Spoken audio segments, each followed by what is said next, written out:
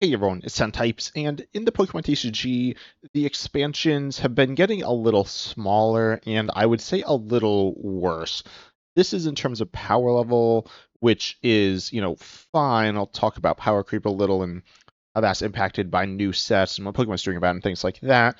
But in terms of design as well, I would say the designs have been a little weaker, a little less interesting. Today, we're going to be taking a look at the most recent sets in the Mega era, now that we've actually seen, I guess, 4 in the Mega era, and take a look at whether or not this is actually, true, if it's good for the game, if it's bad for the game, and all these different things here. But this really starts with I would say, Fantasmal Flames, where we see the set is smaller. And I guess I will mention about Japanese expansions. When you take a look, you see Mega Brave and Mega Symphonia featuring Mega Lucario and Mega Gardevoir EX, respectively. There, those are the two sets that make up Mega Evolution. There, then you look at Inferno X here, which is the bulk of Phantasmal Flames. That also had Mega Dancy and Mega Gengar stuff in it, which added a handful of other cards, but not too many. Then you do look at Ascended Heroes. Ascended Heroes is a special set that was made up of 2 products, I guess, Mega Dream EX and the starter decks, like the 100 starter decks there. So with those, Ascended Heroes is very big. It's very big, even if it wasn't 2 separate products. The sets, the starter decks, 100 Battle Collection is the set here. It's out of 742. That's crazy, but they're mostly reprints. So that's very different.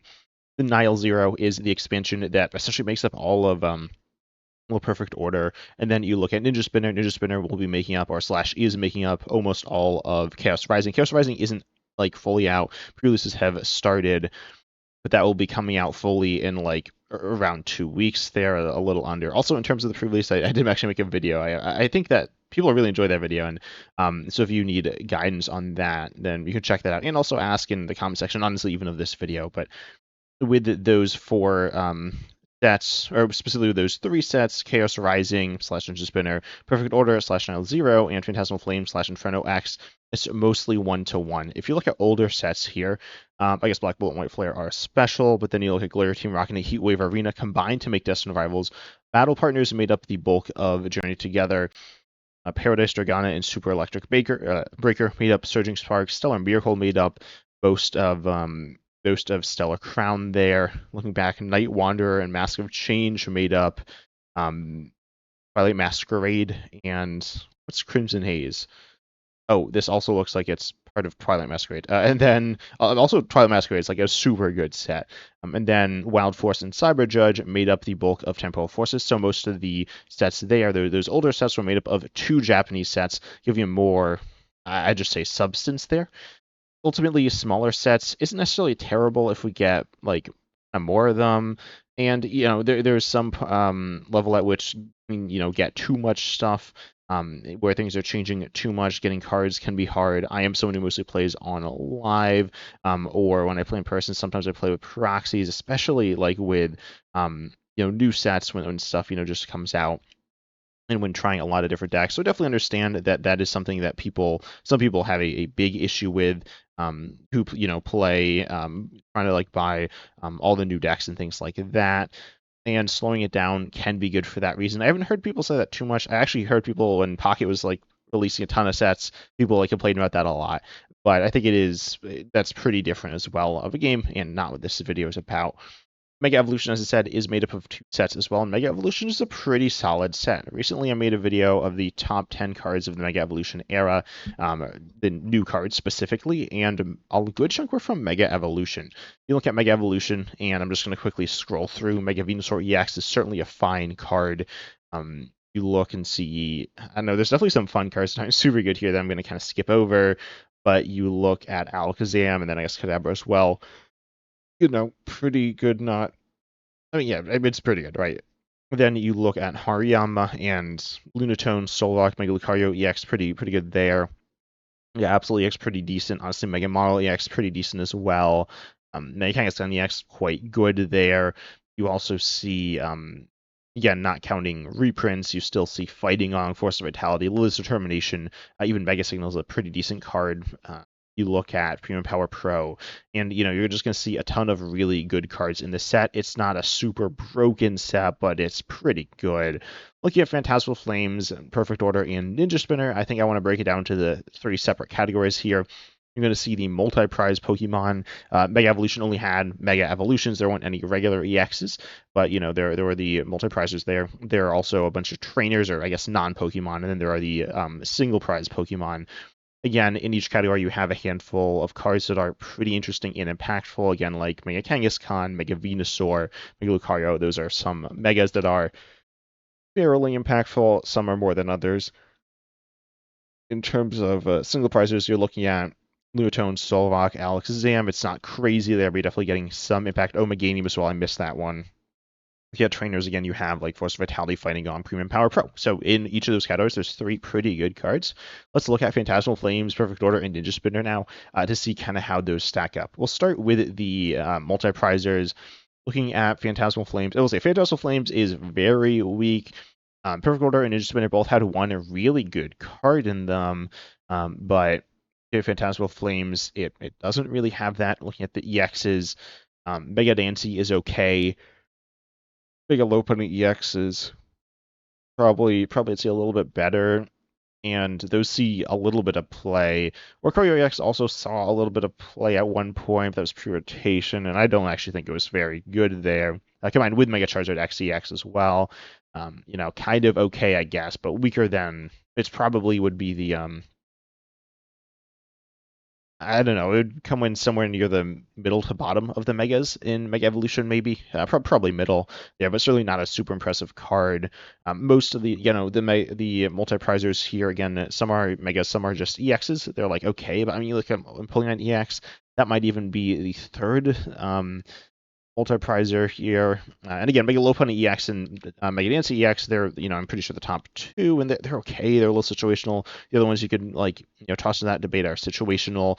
Empoleon EX is not a super good card. It's kind of okay and sees a little bit of play, but again, a quite little amount there. And so overall, there's nothing super impressive about the multiprizers, and they're not super interesting. They're fine. I'm not going to criticize them too much.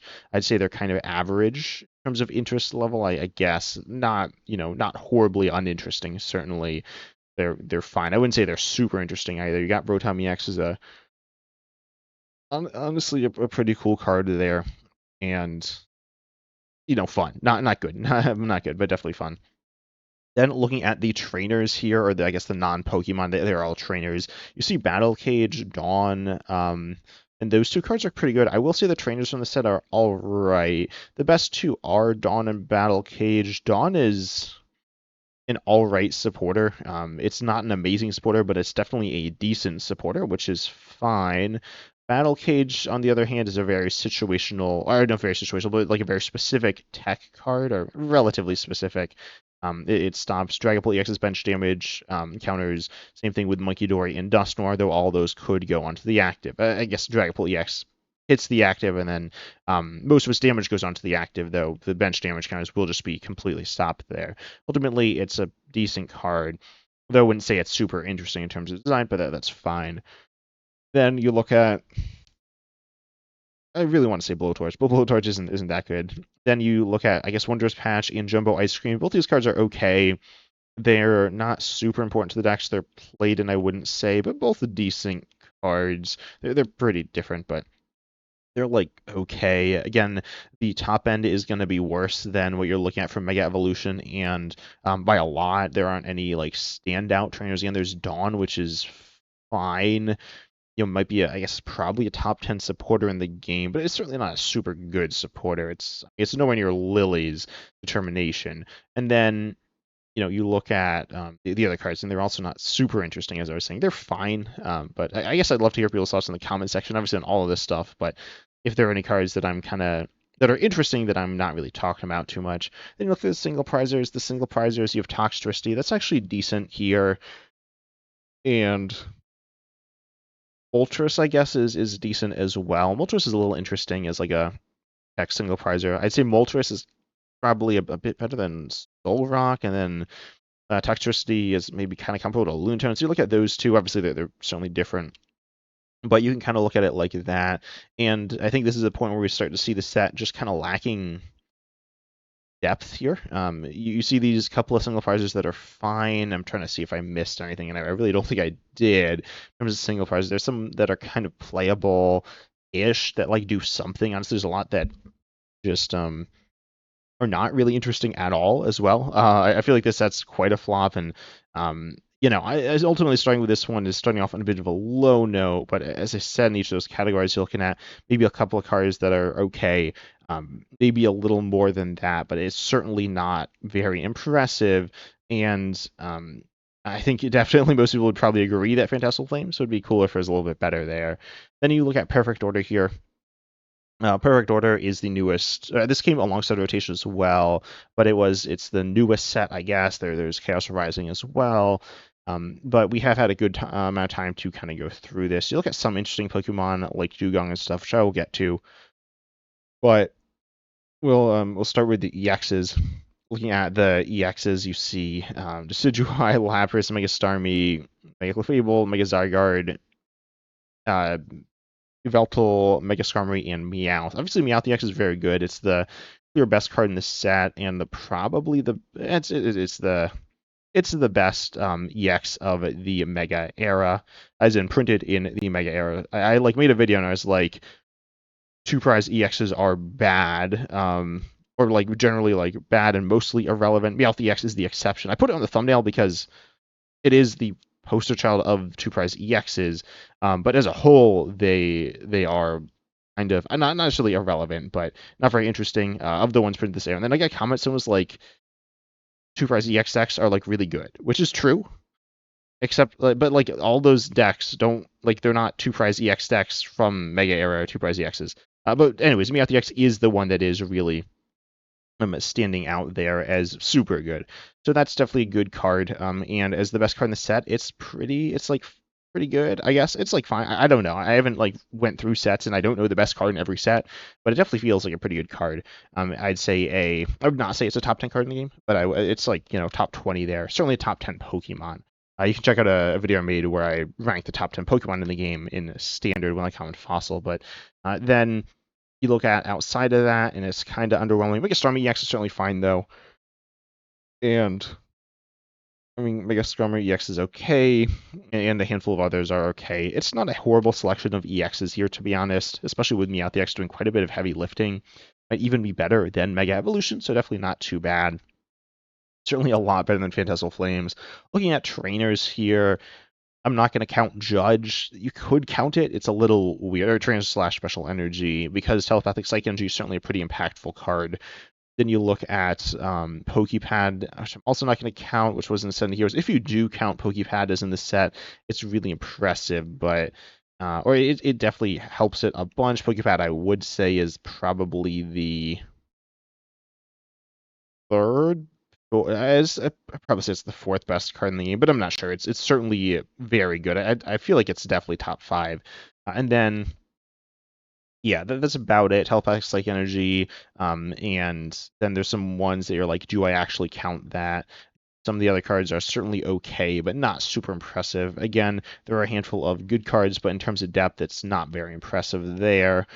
Certainly, certainly not as impressive as Mega Evolution there. I will say base sets tend to have more focus on supporting cards as opposed to Pokemon, so being a little shorter than Mega Evolution certainly is fine. Again, it is more impressive than Phantasmal Flames there. I don't know. It's similar. Phantasmal Flames obviously not having too much, but a handful of cards that are playable there, certainly. And I'd say it's, similar here. Again, it does depend how you count some of these cards as well. Then we take a look at the single prizers, and this is pretty disappointing, I would say, in general. I'm looking through to see if they're in there super good. Barbarical is certainly decent. There are some others that are okay. Like, honestly, I do think Doublade is decent. I was actually just playing a pre-release earlier today, so maybe I'm just thinking about pre-releases. Not a pre-release with Doublade, but a pre-release nonetheless. And some others that are like fine, kind of interesting, but certainly pretty lacking compared to most sets here, most sets we've seen in the past. Then we look at Ninja Spinner here. Ninja Spinner, again, which is essentially the same as Chaos Rising. I believe Chaos Rising has three other cards, which would be Mega Lady X, Crocodile EX and Adversity Insurance or Policy or something like that. I don't know. I think it's Adversity Insurance. That card is funny, but not very good. None of those cards are actually particularly good. But look at the set here and looking at multi-prizes. Beedrill EX, I guess, might be okay, but it's certainly not that good. And the Mega Energy EX is actually pretty decent as a deck, though it's not like crazy good. And the other ones are like fine-ish, but not super impressive. Obviously, the set's not out internationally yet. It's been out in Japan for a little while, though, and I think we have a decent grasp on what the set's going to be like. Then you look at the trainers, and I would say outside of Special Red card, which is good, I would say probably, I don't know, it's probably on a similar caliber to Meowth X, to be honest. But that card is fine. Other than that, though, I'd say they're all not very impressive. The stadium, I believe Prism Tower is the name, is okay. Philippe, maybe? I don't know. Philippe's not that good, I don't think. It's a little specific, and then the special entities are a little, I'd say, flat in terms of what they do. Telepathic Psychic is by far the best. And then, which isn't in the set, obviously. But ultimately, there's some stuff there, I guess, but it's not that impressive. Then you look at the single prizes, and honestly, like looking at the selection for pre-release, as I said, I was playing pre-release earlier today. While it made a decent pre-release environment, in my opinion, it didn't make a particularly good set of cards to play in standard. They were Braixen, Ampharos, Crobat, and Goodra, which I'd say all of which aren't super interesting and certainly aren't very good. Looking at the other single prizers, there is Metagross, I guess, as well as Patrat. Those, they're very different cards and they're kind of weird, but they are kind of good. And then outside of that, I don't think any of them are super good. I mean, I'm not a believer in Delphox. I know there are some people who think it's pretty good, but I really don't see it. And then, yeah, that's about it. I mean, there are some, cool, fun things, but there aren't that many. You look at like Avalugg, Ampharos, and just some random Pokemon, and they're okay. Looking at DXs, I guess there is Gourgeist DX, which is also probably okay-ish. One of the more fun decks from the set. Overall, it's a little lackluster. If we look at an older set, if we look at Purple Forces, the oldest set in standard, you see that looking through EXs, a lot of these are pretty fun and okay. They're not amazing, but I'd definitely say on average they're better than the EXs, including Megas there, but it doesn't matter if you include them or not, really, to be honest, for the Mega era, and most of them are kind of, I'd say, a little more boring, not a ton more boring, but a bit weaker as well. Now, obviously, talking about power levels, we need to talk about power creep. If you're not familiar with the idea of power creep, some people get this idea wrong. I mean, people talk about power creep in a lot of different ways, but the idea is essentially that the power level of the game becomes stronger.